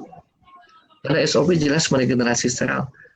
Jadi biar sel-sel tersebut terregenerasi dengan baik sehingga kemudian juga tubuh mulai mengenal ginjalnya, ginjal barunya. Di sisi yang lain, Utsukushi stop dulu karena dia meningkatkan imunitas tubuh. Takutnya nanti orang belum yakin terus minum padahal ada kondisi-kondisi lain yang mempengaruhi. Nah itu kondisi-kondisi lain itu kan kita nggak screening. Dalam pertanyaan ini kita nggak tahu apa ada kondisi lainnya itu. Nah itu yang kemudian salah kaprah malah jadi merugikan. Gitu ya Pak Angga ya? Oke, ya. Oke, ada lagi. Dok, saya pasien HD yang sudah jalan 4 tahun dan saat ini tidak keluar air seni. Apa dengan konsumsi SOP 100 plus dapat menormalkan URCR serta lepas dari HD dengan konsumsi SOP? Untuk proses detoksnya itu apakah keluar melalui air seni dan kira-kira berapa banyak untuk konsumsi SOP 100-nya per harinya? Ya, jadi untuk pasien HD ini memang pemberian SOP ini bagus ya untuk meningkatkan regenerasi sel. Jadi kalau detoksnya itu berarti efek dari antioksidan tadi yang diberikan ya. Tentu kalau kita sudah cuci darah kan nggak tiap hari, mungkin 2 atau 3 kali seminggu. Ada periode di mana ada metabolisme ya yang jadi racun tapi nggak keluar pada saat itu, nunggu jadwal cuci darah berikutnya. Nah disitulah fungsi dari si SOP ini yang banyak mengandung antioksidan sehingga itu bisa mendukung, memperbaiki dan meningkatkan penyembuhan seseorang. Dosisnya sebenarnya kalau dosis yang kan cuma 2 kali 1 ya, itu untuk selama 6 bulan. Tapi kalau misalnya mau ditingkatkan, itu juga nggak masalah. Karena isinya kan asam-asam amino. Peptida itu kan asam-asam amino, jadi pasti dibutuhkan. Ya. Hanya nih, kalau sakit ginjal ini ceritanya ginjalnya bocor. Protein bisa keluar dari urin. Nah itu yang kemudian dalam tanda kutip ya kita pelajari dulu. Kalau protein keluar dari dalam urin, istilahnya ya, kan sayang ya. Kita makan SOP, asam amino, peptida gitu ya. Kita makan terus keluar dari urin, sayang. Jadi kita harus yakin dulu nih kondisinya ya, bagaimana. Jadi tetap kita mulai dosisnya 2 kali 1 aja dulu, gitu. Nanti terus periksa ini kali ya, periksa urin ada proteinnya apa tidak. Kalau ada proteinnya, nah itu mungkin harus kurangi aja dulu. Ya, 1 kali aja sehari SOP-nya. Supaya nggak kebuang. Sayang kan kalau kebuang. Oke. Oke, next-nya ini masih nyambung yang tadi. Ya. SOP itu kan yang dokter bilang kan mengandung protein, Dok. Nah, ginjal itu kan nggak boleh terlalu banyak protein. Kira-kira aman nggak, Dok? Ya, bukan protein, tapi sebenarnya SOP itu isinya protein kecil, peptida, ya, protein kecil. Aman dan tidak aman. Jadi gini, khawatirnya kan kalau protein itu keluar, ya, kemudian dia menumpuk cairan, jadi menyebabkan cairan. Tapi itu protein besar, bukan peptida yang menyebabkan penumpukan cairan. Nah, protein-protein besar itu memang kita coba hindari. Kemudian si peptida ini kalau kita makan sesuai dosis, ya, dan kita juga punya cukup nutrisi, tentunya dia malah akan menginduksi regenerasi sel. Tapi kalau kita kekurangan protein dalam dietnya, saya sih curiganya nih, SOP kita diurai nih, asam aminonya diambilin untuk kepentingan tubuh yang lain. Tapi curiga nih saya nggak tahu persis ya, karena kan kita mesti bikin penelitian. Cuma logikanya gitu, kalau tubuh kita kekurangan protein, terus kita masukkan peptida seperti SOP ini, kemungkinan besar sih dia tubuh akan mengolah itu kalau kita tidak cukup protein. Makanya saya selalu anjurkan setiap kali kita makan SOP ini ya di gizinya harus diatur, bukan apa-apa ya, supaya fungsi itu optimal. Ya, nggak kurang ya. Mungkin itu ya yang bisa saya sampaikan. Oke, ini ada lagi yang tanya, kalau sedang konsumsi obat ginjal, kira-kira konsumsi SOP-nya itu gimana? Mungkin setelah atau sebelumnya, Dok? Obat ginjal apa ya, nggak tahu ya, nggak disebut ya. Nggak disebut. Oke, secara umum aja saya jawab ya. Kalau kita mau konsumsi obat, saya sendiri sering menganjurkan dikasih jarak setengah jam lah, ya. Tapi kalau misalnya mau pun sesudah makan, ya, baru kita minum SOP atau usul itu juga baik ya. Tapi bukan direct ya, artinya mungkin kita tunggu istilahnya pengosongan lambung ya, 2-3 jam kemudian. Nah itu baru kita bisa jawab kira-kira apa yang harus diberikan. Oke. Nah, terus ini pertanyaan tadi lagi barengan. Apakah dengan orang yang sakit ginjal sekaligus kena diabetes cukup konsumsi SOP aja atau lebih baik kombinasi, Dok? Orang yang ginjal karena diabetes gitu ya, kayaknya ya.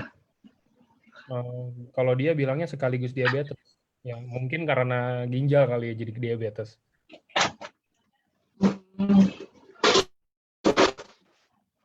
Pertanyaan ulangi, kalau sakit ginjal gimana tadi? Apakah orang sakit ginjal sekaligus diabetes cukup konsumsi SOP aja atau harus kombinasi, Dok? Kombinasi ini dengan usus ya, bukan dengan obatnya maksudnya ya. Ya. Jadi kalau dengan obatnya tetap harus ya. Itu udah nggak usah ditawar-tawar lagi ya. Karena kenapa? Karena kejadian dia diabetesnya itu pasti udah lebih lama daripada mengkonsumsi SOP. Jadi lebih baik tetap diminum juga.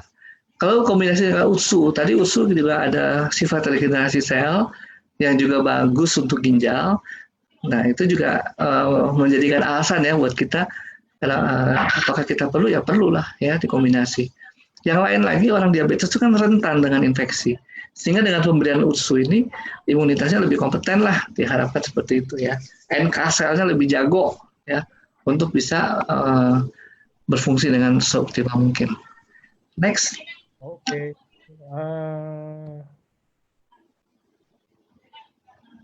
Usia 60 tahun menderita polisitemia vera, menyebabkan limpahnya bengkak. Apabila HB-nya tinggi, harus buang darah sampai 1 liter supaya normal. Apakah bisa diterapi dengan minum SOP 100, Dok? Iya, saya kalau kayak gini mendingan japri ya, karena kan keterangannya cuma sepotong ya. Saya nggak terlalu ngerti juga seluruh ininya, seluruh kejadiannya. Nanti saya bilang iya apa enggak, padahal ininya kasusnya apa kan gitu. Polisitemiya ini artinya kebanyakan ini sel-sel darah dalam tubuhnya, kenapa produksi meningkatnya. Harusnya dikaji lagi nih kenapa. Sebelum menjawab mesti dikasih SOP atau ini. Mendingan japri aja tuh Mas Angga. Oh iya, boleh ke saya aja nanti saya kasih nomor. Nanti salah kasih info, kita nggak ngerti masalah sebenarnya apa. Oke.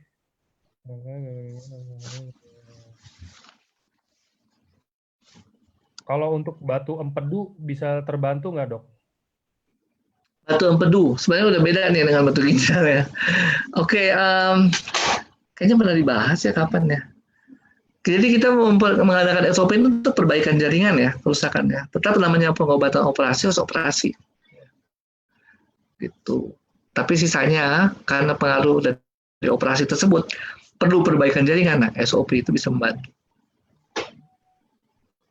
Oke. Mau nanya, untuk sindrom nefrotik dengan konsumsi obat kortikosteroid berkepanjangan, apa bisa sembuh dengan konsumsi SOP 100? Ya, sembuh ini pertanyaan tricky ya. Harus diperjelas lagi namanya sembuh ini apa. Japri aja lah ya. Gitu. Tetap kita kembali ke fungsinya, regenerasi sel dan meningkatkan imunitas ya untuk usus-usus. Juga ada antioksidan di dalam produk-produk tersebut. Japri aja nanti Mas Angga ya, yang ini. Oke. Oke. Bisa ada batu ginjal. Ini batu ginjal.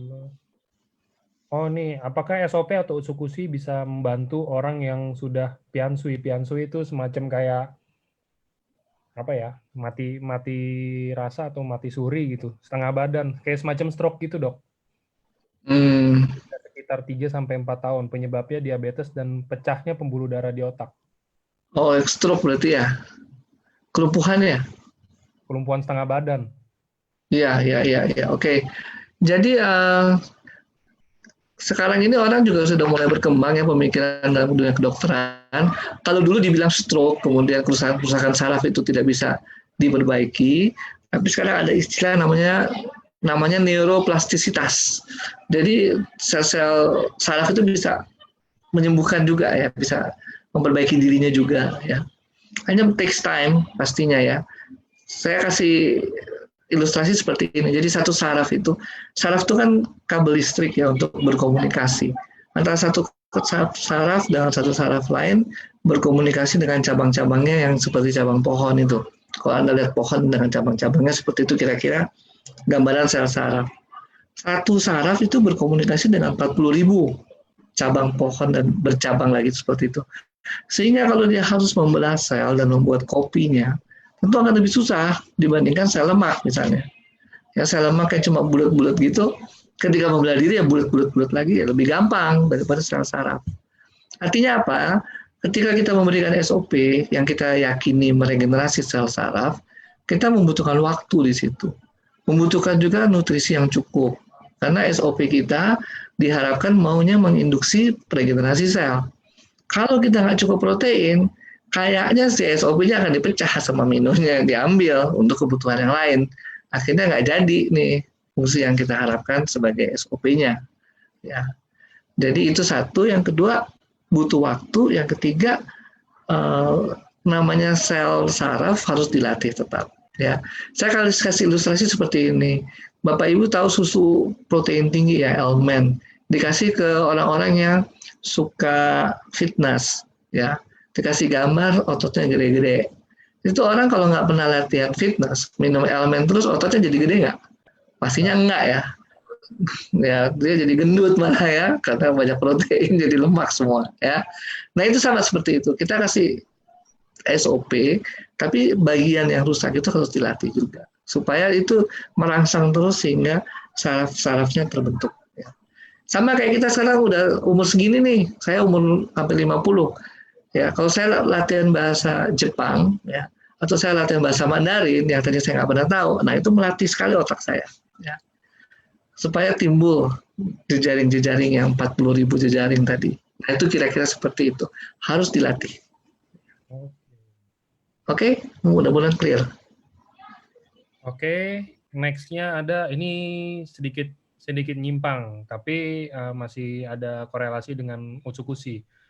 Gimana kalau seseorang kena hepatitis C, Dok? Apakah dengan konsumsi Utsukushi bisa membantu dan berapa banyak perharinya? Hepatitisnya karena dahulu pernah konsumsi narkoba dan alkohol. Ya, hepatitis C itu virus ya penyebabnya, virus yang namanya hepatitis C. Konsumsi narkoba itu hanya jalan masuknya. Kalau narkobanya melalui jarum suntik ya. Kalau dia bukan dari jarum suntik, enggak. Kemudian alkohol. Cerita alkohol itu memang mengarah ke kerusakan hati. Karena alkohol bertumpuk ya di dalam hati, jadi hatinya terjadi perlemakan. Jadi kerusakan hati pada si orang ini bertumpuk ya. Alkoholnya juga, hepatitisnya juga. Ya. Nah, kalau kita lihat di sini, si Utsukushi ini memang punya klaim meningkatkan atau menyembuhkan hepatitis C.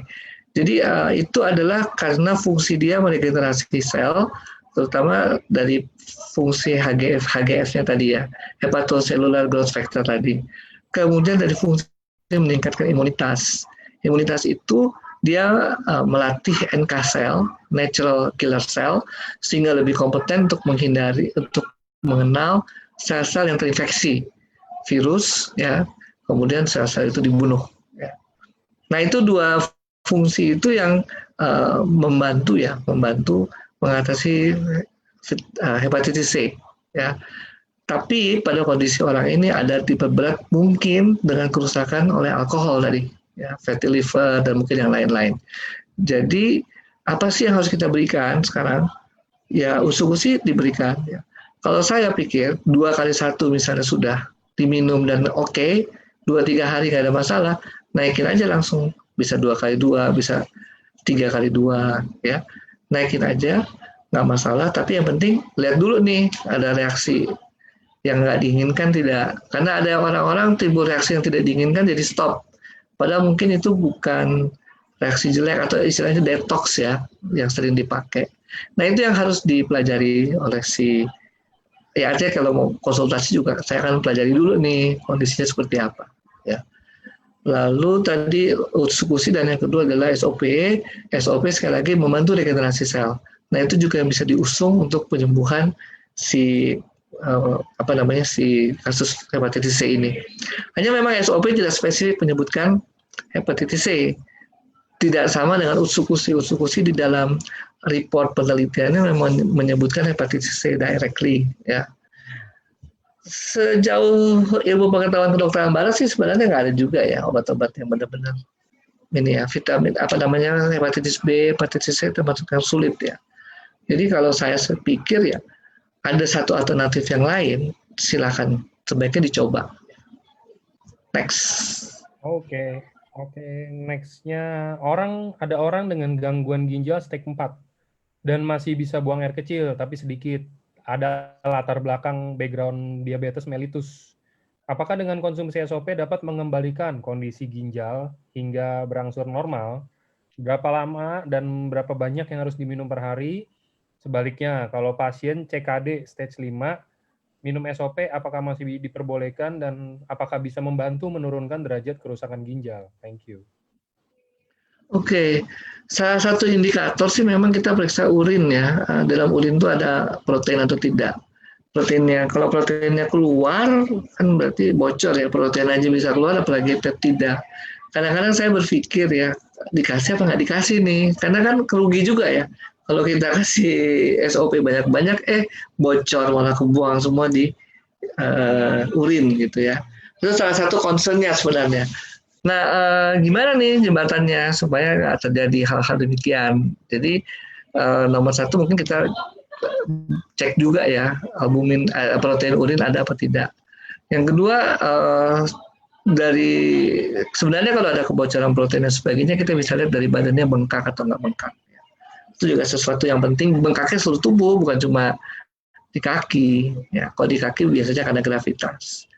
Oke, lalu cara pemberiannya tadi makanya karena ini sesuatu yang apa namanya nggak, kita harus hati-hati ya, jangan sampai bocor atau kebuang juga nggak ada gunanya. Kasihnya 1 kali 1 atau 2 kali 1 sehari, baru kita periksa ya, ada perbaikan apa nggak ada perbaikan, kemudian juga urinnya, proteinnya naik apa tidak, itu juga sesuatu yang kita perhatikan. Atau di darah terjadi perubahan dari apa namanya fungsi hati, fungsi ginjal. Nah itu jadi indikator kita untuk melihat. Lalu kalau memang tidak ada permasalahan di situ, dosis bisa dinaikkan dan orang nggak ada keluhan, silahkan dinaikkan. Jadi itu bukan sesuatu yang seperti obat, kalau udah dosisnya sekian nggak boleh berubah lagi. Ini karena nutrisi, jadi kita boleh terus berinovasi, menambah apa namanya dosis, bukan dosis ya, kebutuhan saset yang dibutuhkan. Gitu, kira-kira. Oke, next-nya ada ini, ada yang rada menyimpang juga, tapi masih ada korelasi dengan produk. Dok mau tanya, gimana kalau yang menderita polip di rahim? Apakah bisa terbantu dengan SOP dan UTSU? Polipnya artinya gini ya, kasus-kasusnya saya mungkin mesti harus tahu Japri juga ya seperti apa. Cuma secara umum ya, penyakit-penyakit bedah, penyakit-penyakit genetik itu penyelesaiannya berbeda. Kalau SOP dan Utsukushi ini lebih cocok dengan penyakit-penyakit yang sifatnya degeneratif ya.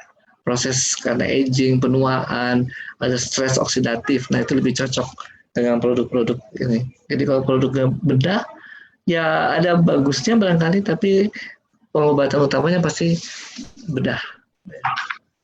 Itu hanya untuk, artinya kalau secara sudah dibedah itu kan stresnya banyak ya. Tubuh kita mengalami banyak stres. Nah itu diselesaikannya dengan SOP maupun Utsukushi. Oke. Oke, next-nya ada lagi. Dok, anak saya didiagnosa sakit anemia aplastik.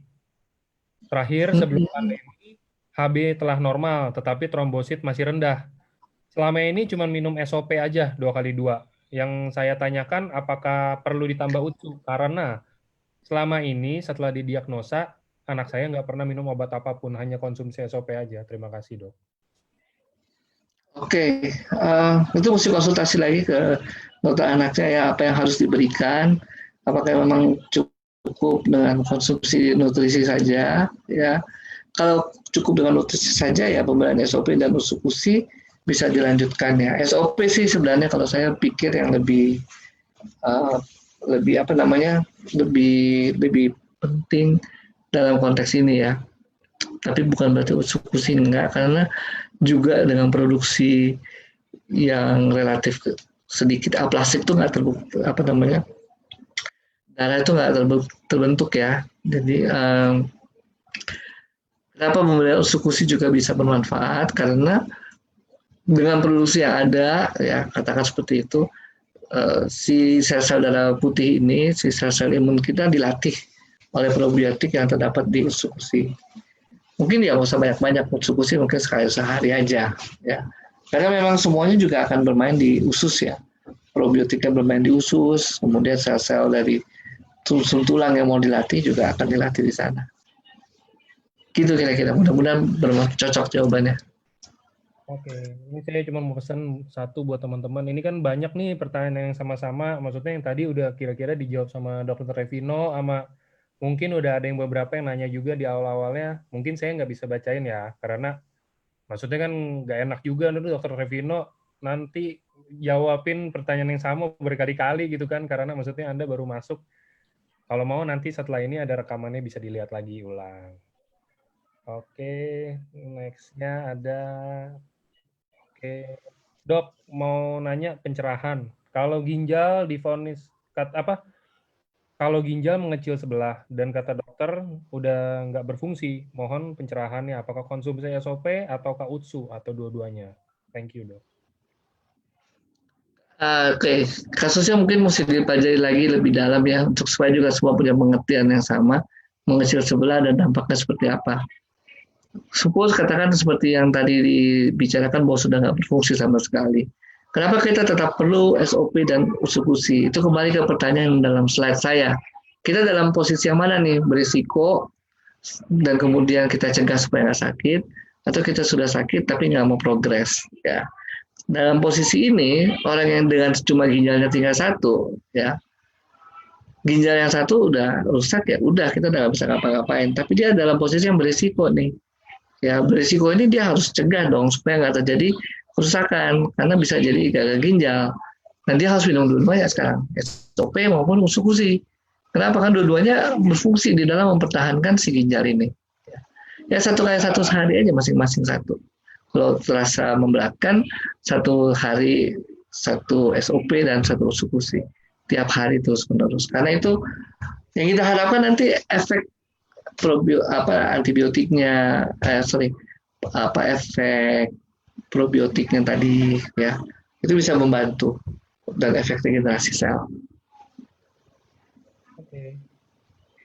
Oke, ini ada pertanyaan lagi. Dok, mau tanya, pria umur 43 tahun, sepertinya gejala COVID, hilang indera perasa, penciuman, hidung juga susah nafas. Udah 12 hari, biasanya konsumsi SOP atau UTSU, dan berapa banyak? Oke, sebenarnya udah menyimpang nih dari topik bahasan ya. Topik bahasan kita kan ginjal. Untuk pasien-pasien yang diduga COVID nih, ya saya punya pengalaman sih, tapi pengalaman dengan 2x1 saja setiap hari sejak sebelum COVID sampai sekarang itu bisa mempertahankan ya. Jadi meskipun si konsumen ini swabnya positif ya, tapi karena dia sudah lama makan SOP, kemudian selama pandemi juga minum SOP, swabnya positif tapi nggak ada gejala sampai jadi negatif. Itu satu contoh ya, testimoni, tapi tetap hanya 2 SOP sehari. Ya. 1 atau 2 SOP mungkin juga sudah cukup. Tapi ada yang lain ya, pengalaman yang lain, tapi bukan saya, jadi salah satu yang dikonsulkan, dia juga mengalami swab positif, kemudian masih muda bahkan. Dikasih sampai bahkan bisa 8 atau 10 saset ya sehari. Itu negatif juga setelah 9 hari atau beberapa hari kemudian. Intinya apa? Jadi sebenarnya ini nutrisi ya. Nutrisi itu kita nggak bisa ngomong dosis, ya. Kita ngomong kebutuhan. Dan kebutuhan itu sebenarnya juga tailor-made sesuai dengan masing-masing ya. Jadi saya juga kadang-kadang sarankan kalau yang COVID ini juga kalau mau japri ya, supaya kita evaluasi dulu nih kondisi dia apa. Kalau kondisinya memang tentaranya udah lemah gitu, mungkin kita perlu dorong nih ya SOP sama eksekusinya ditambah lagi jumlahnya. Itu sih kira-kira gambarannya. Oke.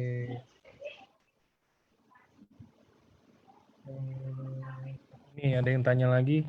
Dok, apakah SOP dan eksekusi bisa membantu neurological bladder? Apakah ada efek sampingnya seperti diare dan lain-lain? Thank you. Ya, tadi ya sama dengan ide stroke tadi ya. Jadi itu semua bisa saraf kita itu punya fungsi plastisitas dan itu bisa dilatih. Jadi kalau ditanya bisa berfungsi, bisa membantu, tetap perlu waktu, perlu dosis, atau perlu lama ya. Jadi bukan cuma sesuatu yang instan dan selalu kita latih. Terus pertanyaan tadi apa yang kedua? Apakah ada efek samping? Efek samping, ya sesuai dengan dikemasan, yang paling sering terjadi adalah laksatif. Ya, laksatif itu jadi sifat BAB-nya jadi lebih cair mungkin, lebih encer, lebih lunak, dan lebih sering ya karena bentuknya lebih cair. Itu salah satu efek samping yang mungkin terekam dan banyak ya. Yang lain mungkin kadang-kadang ada yang mengalami gatal-gatal dan sebagainya. Kadang-kadang, tapi itu bukan sesuatu yang selalu ada. Oke, ini tentang ginjal lagi. Dok, kalau kencingnya berbusa dan kreatinnya tinggi, perlu tambah konsumsi eksekusi juga nggak, Dok? Kencing berbusa ini ada hasil urinalisisnya nggak nih? Kalau ada hasil pemeriksaan urinnya, kita bisa lebih jelas ada apa sih sebenarnya. Terus perlu tambahan prinsip tadi ya, dengan dosis yang awal dianjurkan 2 kali 1, oke, nggak ada permasalahan, dinaikkan aja. Ya, pasti ada sesuatu kenapa kencingnya jadi seperti ini. Mungkin infeksi kali ya. Coba dicek lagi.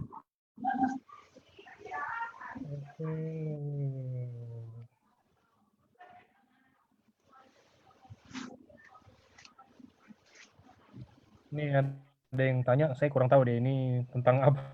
Ini bahasanya bahasa medik sekali kayaknya. Kalau ada anak usia 2 tahun dinyatakan sakit neuroblastoma dan kondisi sedang menurun, udah konsumsi Utsukushi 1 kali 2 per hari, kemarin sempat konsumsi SOP 100 karena ada pendarahan waktu dilakukan biopsi. Maka SOP dihentikan dan hanya konsumsi Utsukushi sekarang. Kira-kira gimana saran dokter? Apakah dilanjutkan atau gimana dong? Terima kasih. Ini tumor ya, ini kasusnya tumor. Kemudian pada pendarahan gitu ya ceritanya ya. Oke. Kalau saya akan menyarankan ya, ini anak berapa tahun nggak ada ya tadi ya? Ada umurnya nggak? 2 tahun. Oh, 2 tahun ya. Oke. Saya menyarankan 1 saset ya masing-masing untuk usukusi dan SOP. Fungsinya apa? Tadi untuk kita kan ini pada pendarahan, ada kerusakan jaringan ya. Dengan dia mengkonsumsi SOP, si regenerasi selnya membaik. Itu yang kami harapkan, dan usukusi meningkatkan dari daya tahan tubuh, juga tadi ada regenerasi sel. Ya, itu yang kemudian kita usung ya untuk diberikan kepada anak ini. Next. Nextnya tentang cancer. Apakah jika seseorang sudah pernah didiagnosa kanker payudara dan sudah menjalani operasi pengangkatan dan di kemo, apakah SOP dan Utsukushi aman untuk dikonsumsi, dok? Pasca operasi berarti ya, pasca pengangkatan ini. Ya, aman diberikan. Ada yang khawatir dengan SOP itu kankernya jadi bangun lagi. Tapi saya sudah pernah membahas beberapa waktu yang lalu, kanker itu dikasih nggak dikasih SOP ada kok. Kalau sekarang saya terdiagnosis kanker, prosesnya itu udah lama. Ya, udah lama, bisa setahun, bisa 2 tahun, bisa 5 tahun, nggak ada yang tahu kapan mulainya. Sehingga kalau Anda bilang sekarang saya kanker terus saya minum SOP, gara-gara SOP kankernya kambuh lagi, sebenarnya nggak benar ya. Karena sudah 5 tahun sebelumnya tanpa SOP pun kanker itu sudah besar dan menyebar ya. Jadi sekali lagi nggak apa-apa dikasih, nggak masalah ya. Si SOP ini bisa membantu regenerasi jaringan setelah kemo ya, dan antioksidan dari SOP maupun dari Utsukushi bisa saling membantu untuk memperbaiki juga jaringan, mengatasi terhadap stres oksidatif yang dialami jaringan. Oke. Oke, nextnya nih pertanyaannya sedikit panjang, dok. Ini dia hampir bersambung tulisnya. Jadi adik saya CKD stage 5, tes lupus negatif, pernah bioresonans, dan ada infeksi bakteri pada darah dan di seluruh tubuh. Selama ini sering muntah dan didiagnosa dokter hanya sakit mah biasa. Dan pada akhirnya diketahui bahwa adik saya GGK September 2020. Awal sebelum konsumsi SOP, kreatininnya di bawah 10. Setelah jalan 6 bulan konsumsi SOP 100, minum pagi 2 saset, malam 2 saset. Berarti 4 saset per hari ya. Kreatinin pre-HD di posisi 2,3, kencing pun sudah lancar. Namun sekitar 1 bulan yang lalu ada kendala pada saat HD. Darah ngerembes dari akses AV-Shun. Tidak diketahui dan tahu-tahu pas sudah beres HD baru ketahuan. Setelah 4 jam darah adik saya rembes. Kemudian dicek HB langsung drop ke posisi 6. Diharuskan transfusi darah. HD selanjutnya adik saya mengalami kendala lagi. Mesin HD-nya macet sehingga ada kurang lebih 400 sampai 500 ml darah yang ada di luar tubuh tidak bisa dimasukkan lagi ke dalam tubuh. Kemudian biasanya setiap HD itu adik saya turun berat badannya hanya sedikit. Kalau yang lain itu 2 sampai 3 kilo, setelah HD adik saya itu paling banyak tuh 1 kilo. Kemudian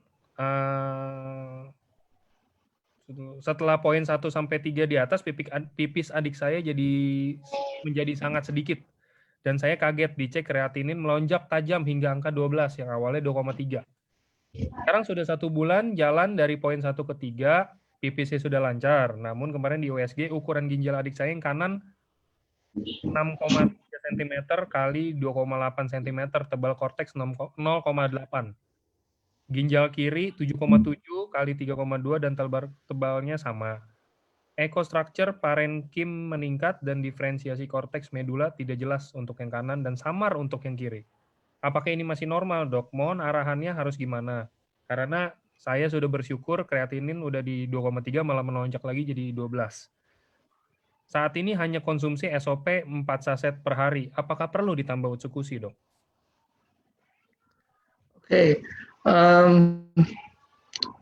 Kalau ada sih nanti dijawab juga sih ya supaya bisa lebih clear ya. Kalau sekarang kita untuk juga para hadirin semua, jadi yang terjadi pada pasien ini adalah gagal ginjal yang sudah kronis ya, dan kemudian sempat ada perbaikan dan kemudian kembali memburuk lagi. Ini yang harus dievaluasi sebenarnya kenapa ya memburuknya ini. Apakah ada pengobatan yang miss atau kemudian ada infeksi lagi atau apa? Kayaknya sih ada infeksi lagi nih ya kalau tadi.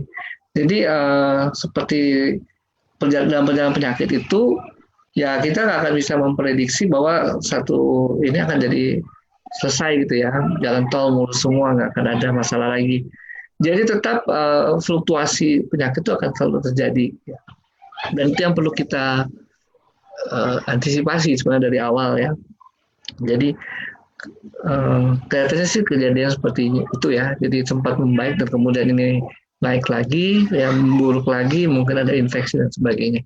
Nah sekarang kalau ada infeksi, memang kita penting sih memberikan usukusi ya, karena usukusi itu meningkatkan daya tahan atau kompetensi dari sel-sel limfosit dan juga killer cell tadi. Cuma masalahnya juga apakah dengan kemudian kondisi sekarang ini ketika kita berikan usukusi akan merespon baik nih, karena tubuhnya mungkin sudah mengalami kondisi ya kerusakan ginjal dan sebagainya atau anemia. Nah ini yang harus dipelajari dulu, jangan sampai kemudian ternyata anemianya juga harus diatasi dengan transfusi sehingga supaya optimal semuanya ya. Jadi apa namanya? Enakan japri sih ya, tapi kondisinya secara umum seperti itu ya para hadirin semua. Kalau kita mau memberikan usukusi pada konteks yang tertentu sebenarnya betul, karena ini ada probiotiknya meningkatkan sparring partner ya oleh sel-sel tubuh kita sehingga kemudian bisa menjadi lebih kuat, lebih kompeten untuk melawan penyakit. Ya. Oke, itu mungkin secara garis besar ya Mas Angga. Kalau boleh japri aja ya hasil-hasil dan sebagainya. Oke. Ini ada lagi SLE nefritis dengan bocor ginjal. Kreatinin 1,61, ELFG 37. Protein total dalam kurung urin 24 jam 1,9. Selama ini minum SOP 2x2. Apakah seperti penjelasan dokter tadi kalau protein yang ada di SOP akan terbuang?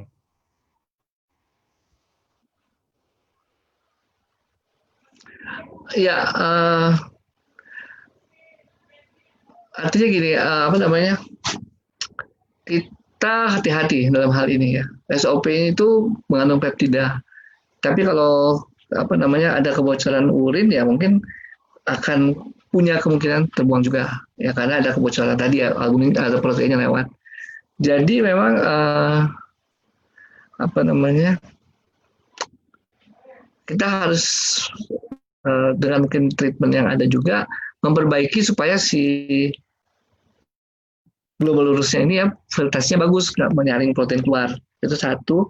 Kemudian yang lain adalah sebenarnya pemberian SOP penting dalam konteks ini karena memperbaiki regenerasi sel ya untuk sel-sel ginjal maupun juga untuk sel-sel eritrop yang membentuk sel-sel darah merah tersebut. Karena ada eritropoietin ya, hormon yang dari ginjal. Nah itu yang kemudian harus dievaluasi lebih detail lagi ya. Berapa dan bagaimana dia bisa berperan di dalam perbaikan ini. Si orang ini kan SLE itu adalah apa namanya penyakit autoimun. Jadi itu juga yang harus kita waspadai pada orang autoimun. Jadi sebenarnya gini, orang autoimun pada dasarnya makanan SOP maupun sukusi itu memenuhi kriteria makanan untuk autoimun. Jadi itu bukan apa namanya makanan yang sesuai buat autoimun. Hanya sempat beredar lah ya, sempat beredar. Oh ini nggak bagus, oh ini oh gini gitu ya. Biasalah itu dalam satu pemasaran ya. Jadi kadang-kadang itu yang kemudian dibawa kepikiran dan itu yang kemudian jadi seperti apa yang dipikirkan kita. Jadi memang di luar dari penyelesaian tubuh kita ada mindset. Mindset itu juga sesuatu yang membantu kita menyelesaikan masalah tubuh kita.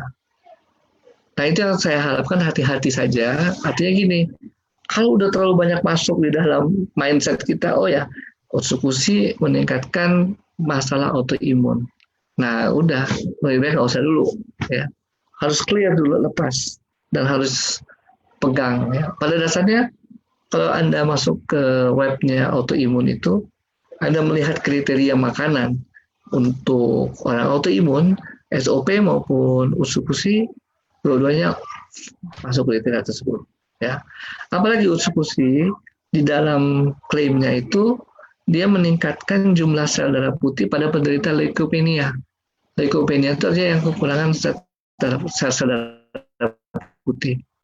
Jadi nggak ada hubungannya sama pembentukan antibody directly, ya, nggak ada hubungan langsung dengan pembentukan antibody. Sehingga sebenarnya masalahnya sebenarnya jadi berarti produk ini aman lah ya.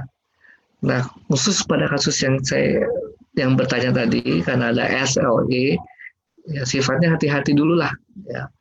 Karena hati-hati itu banyak kelepuhan ya, banyak suara-suara yang jelek tentang produk A, produk B dan sebagainya sehingga kemudian tanpa kita sadar kita akan langsung mengasosiasikan ke sesuatu kondisi kita itu oke, situ. Jadi kalau sekarang yang SLE ini SOP aja dulu.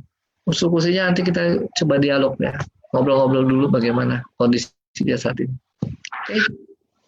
Oke.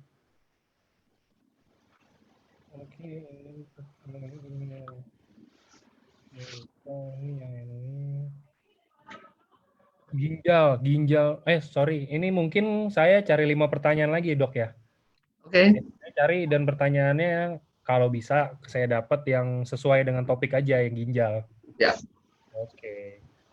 Ini ada ginjal polikistik. Apakah bisa terbantu dengan minum Otsukushi? Dosisnya gimana? Usianya 48 tahun wanita. Ya. Tadi sudah disebutkan ya. Jadi si kista ini kan pembentukan cairan ya dalam apa namanya satu rongga yang sebenarnya nggak bolehnya harusnya nggak ada tuh rongga itu ya. Nah sekarang kita memberikan SOP. Tujuannya apa sih? Dia meregenerasi sel-sel yang rusak tersebut sehingga rongga-rongga itu yang tadinya ada ditutup lagi. Ya itu satu. Kemudian pemberian usukushi. Usukushi juga meregenerasi sel. Ya, fungsi dari hepatocellular growth factor tadi itu yang kemudian kita manfaatkan dalam memperbaiki ginjal yang polisistik ini. Itu kira-kira jalan ininya, jalan atau reasoningnya ya, jalan pemikirannya. Next. Oke.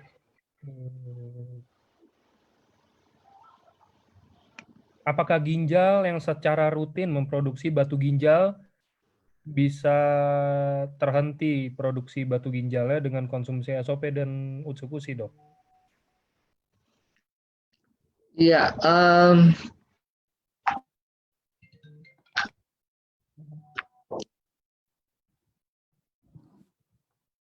ceritanya kan beda-beda setiap jenis batu ginjal. Lalu yang tadi saya jelaskan batu ginjal ini dalam konteks bahwa dia akan menyebabkan penyakit gagal ginjal kronis kalau nggak diatasi, ya. Nah karena itu pemberian SOP ini kembali untuk memperbaiki kerusakan yang ditimbulkan oleh si batu tersebut, ya. Dengan cara apa ya meregenerasi sel sekali lagi. Jadi kita kembalikan lagi terus ke fungsi awalnya. Sedangkan si Otsukushi selain regenerasi sel juga dia mempunyai fungsi untuk meningkatkan imunitas. Ya, itu yang kemudian kita harus kembalikan lagi kepada fungsinya, ya sehingga katakan ya, penyakit batu ginjalnya cukup gede harus diangkat ya diangkat. Belum tentu semuanya akan selesai dengan tidak diangkat, ya, tidak dioperasi. Kira-kira seperti itu. Oke. Oke. Kondisi ginjal saya divonis dokter sisi baiknya tinggal 30%. Saat ini saya minum ketosteril 3 kali 2. Apakah dengan konsumsi SOP dan Otsukushi bisa membantu ginjal saya biar lebih baik, dok? Iya, si ketosteril juga asam amino nih kalau nggak salah isinya ya. Jadi sebenarnya sama dengan SOP, kita juga isinya asam amino, hanya bentuknya peptida, peptida yang kemudian bisa menginduksi pembentukan atau regenerasi sel. Jadi kalau diberikan itu jawabannya bisa dan lebih akan meningkatkan perbaikan ya. Karena fungsinya sama juga dengan si ketosteril tadi atau lebih baik malah. Oke. Ini ada lagi yang tanya, kalau sakit ginjal, tapi ginjalnya tinggal satu, dok, boleh konsumsi SOP nggak? Boleh, boleh banget ya, untuk memelihara maintenance. Tapi nggak bisa numbuhin ginjal ya, jadi kan tinggal satu nggak Nggak bisa. bisa, nggak bisa nungguin. Oke, ini kalau ada masalah mikroalbumin tinggi sekitar 76, apakah SOP-nya itu bisa keluar melalui urin mungkin ya? Karena di darah tidak ada protein keluar dan LFG bagus di atas 96% dan BPC berbusa.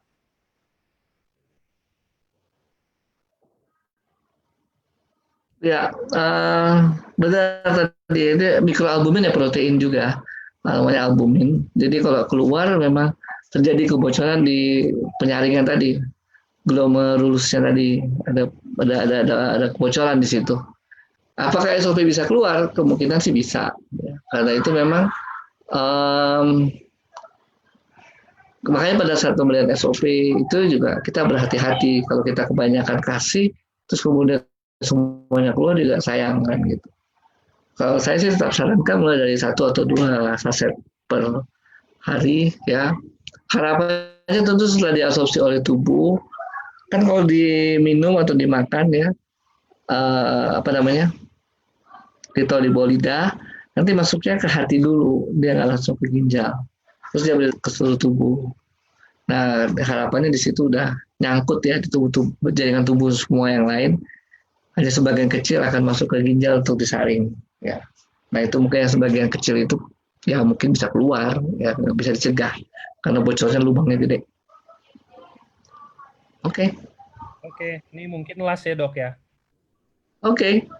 Oke, dok, suami saya CKD 5, perut, kaki, wajah bengkak semuanya. Minggu kemarin kreatin 19, konsumsi SOP udah 1 minggu, kreatin turun jadi 16. Ini kita mau lanjut, tapi waktu konsumsi diare sampai 10 kali. Tapi dengan diare itu wajah, perut yang bengkak tadi mengecil. Kira-kira gimana dok? Apakah harus tetap konsumsi atau mungkin Ya. di...